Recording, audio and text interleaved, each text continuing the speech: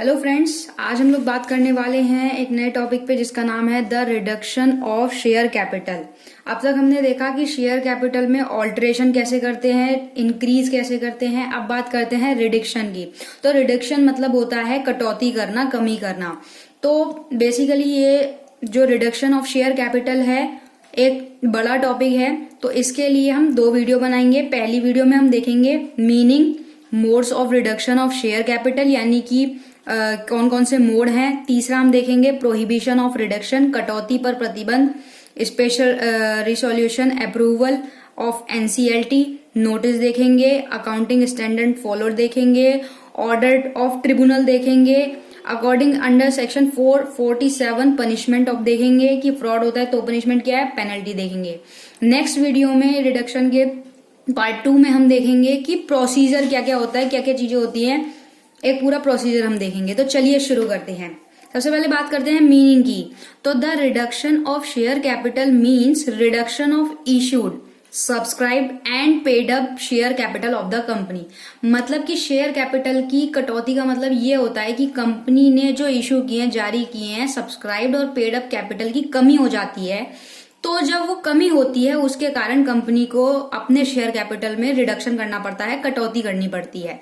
ये बात हम सभी जानते हैं कि अगर किसी चीज की कमी हो गई है, कोई चीज जैसे अब कंपनी में शेयर कैपिटल में कमी क्यों कर रहे हैं, कटौती क्यों कर रहे हैं, क्योंकि पेड अप कैपिटल में कमी हो रही है या सब्सक्राइबर वगैरह में कमी हो रही है। तो कंपनी उतना वर्कलोड नहीं उठा पाती। तो उस कंडीशन में क्या करती है कंपनी, रिडक्ट कर देती है अपनी शेयर कैपिटल को, अपनी शेयर पूंजी को कम कर देती है। उसके बाद बात करते हैं modes of reduction of share capital. 3 mode बताए हैं। वो 3 मोड कौन से हम रीड करते हैं। पहला है एक्सटिंग्विश और रिड्यूस दी लायबिलिटी, हिंदी में इसको कहेंगे देयता को समाप्त करना।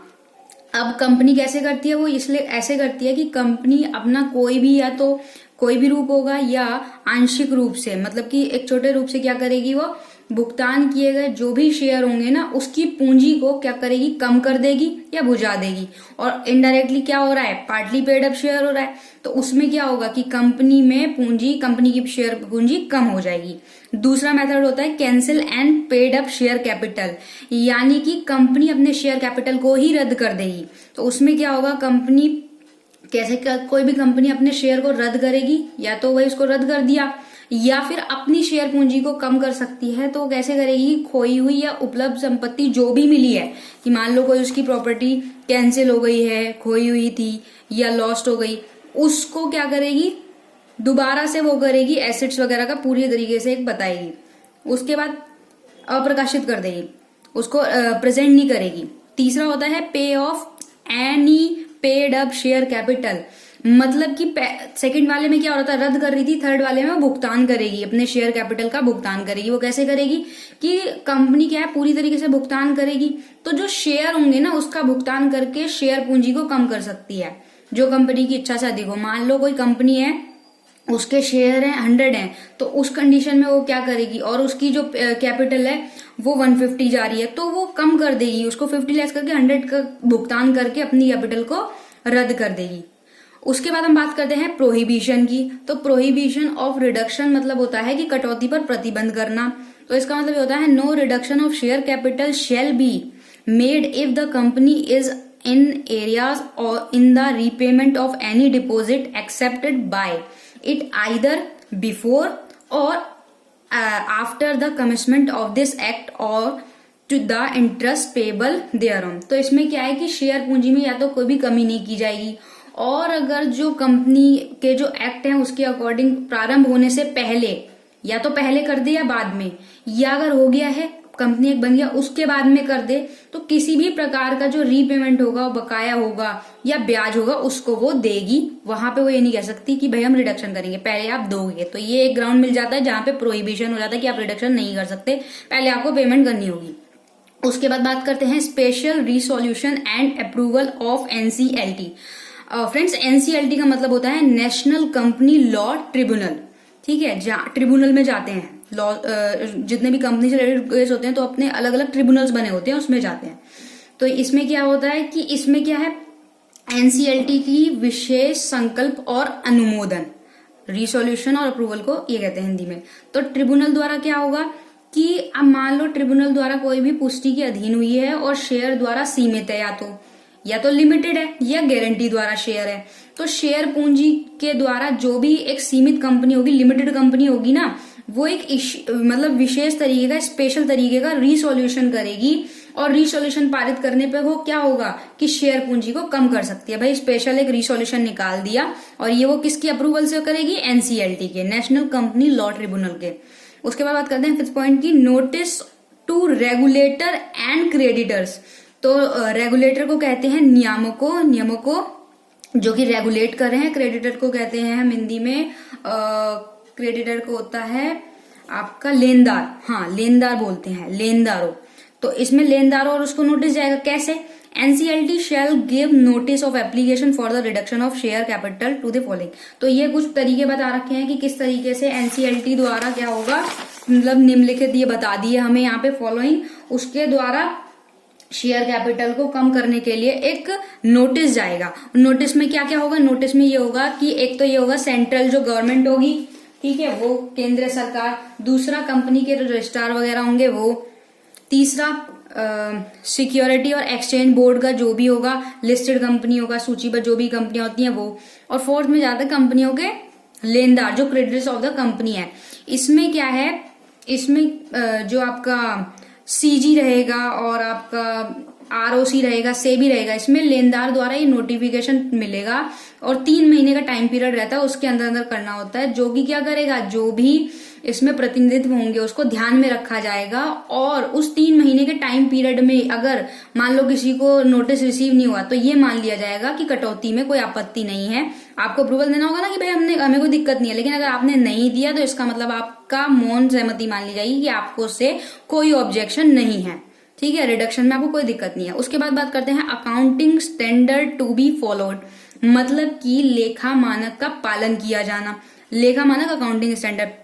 तो no application for reduction of share capital shall be sanctioned by the tribunals unless the accounting treatment proposed by the company is in conformity with the accounting standard specified in section 133 or any other provision of this act, and a certificate to the effect by the company's auditor has been filed with the tribunal. इसमें क्या है कि जब तक company द्वारा कोई भी प्रस्ताव लेखाकरण में अकाउंटेंट में उपचार किया, सेक्शन या तो 133 या जो भी अन्य प्रावधान होंगे, कंपनी के लेखा परीक्षक द्वारा क्या होगा, प्रमाण पत्र जारी कर दिया, प्रमाण पत्र के अनुरूप नहीं है कि प्रमाण पत्र में वो चीज नहीं करी, तो तब तक क्या होगा, शेयर पूंजी में कमी के लिए कोई भी आप जो है अप्रूवल नहीं कर सकते, ट्रिब्यूनल द्वारा आप अप्रूवल नहीं किया जाएगा, ट्रिब्यूनल के पास वाद दायर हो जाएगा, फाइल्ड हो जाएगा, बट अप्रूवल नहीं होगा अगर इसमें नहीं लिखा तो।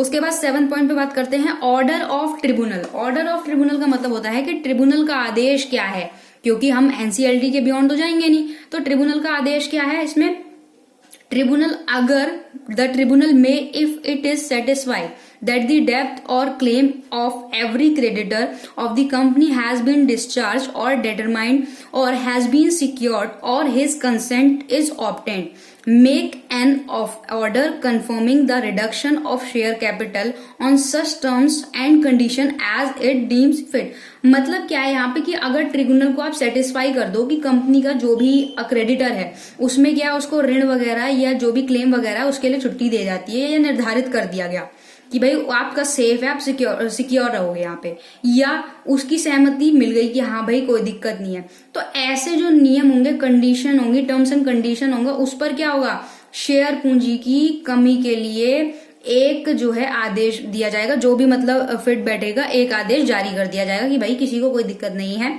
तो ये होता है। 8 पॉइंट पे बात करते हैं order of tribunal to be filed with ROC. ठीक है, आरओसी फाइल मतलब कि क्या है कि ट्रिब्यूनल से आदेश मिल गया, ट्रिब्यूनल से आदेश मिलने के बाद आरओसी से भरा जाना। आरओसी से क्या कि जैसे मान लो कि कोई कंपनी है, the company shall deliver a certified copy of the order of the tribunal end of a minute approved by the tribunal showing.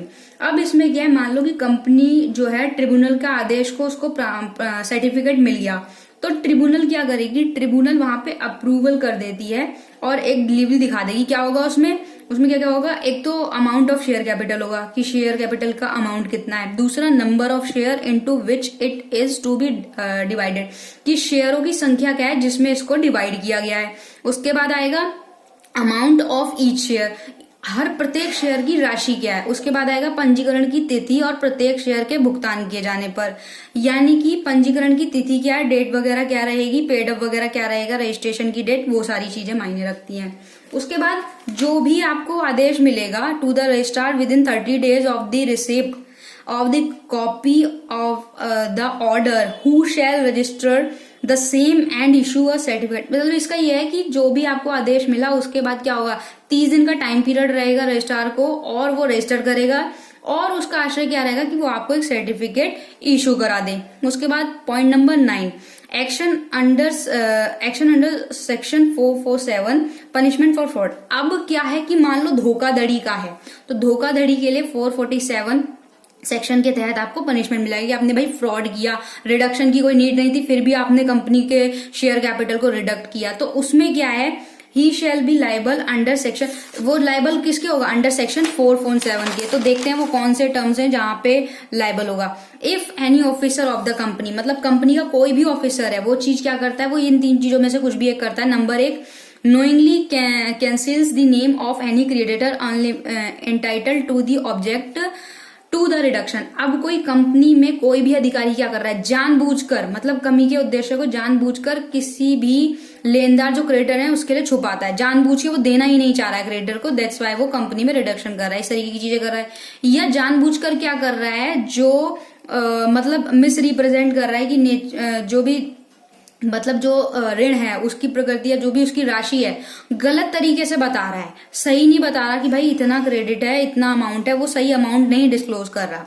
उसके बाद तीसरा पॉइंट, अगर वो एक्ट्स और जो भी privy to any such concealment of misrepresentation, अब वो यही है ना कि इस तरीके का कोई भी छुपा रहा है या गलत बयान दे रहा है जो कि निजी है, जो उसको बताना चाहिए और वो यहाँ पे ये कर रहा है, तो वो सेक्शन 447 के अंडर में पनिशेबल होगा, वो फ्रॉड इंटेंशन उसकी दिख रही है। उसके बाद बात करते हैं पेनल्टी क्या रहेगी, मतलब आपको यहाँ पे दंड क्या मिलेगा कि भाई अगर आप रिडक्शन कर रहे हो गलत तरीके से आपको, तो उसके बाद पेनल्टी क्या मिलेगी। तो if a company fails to comply with the provision it shall be punishable with fine।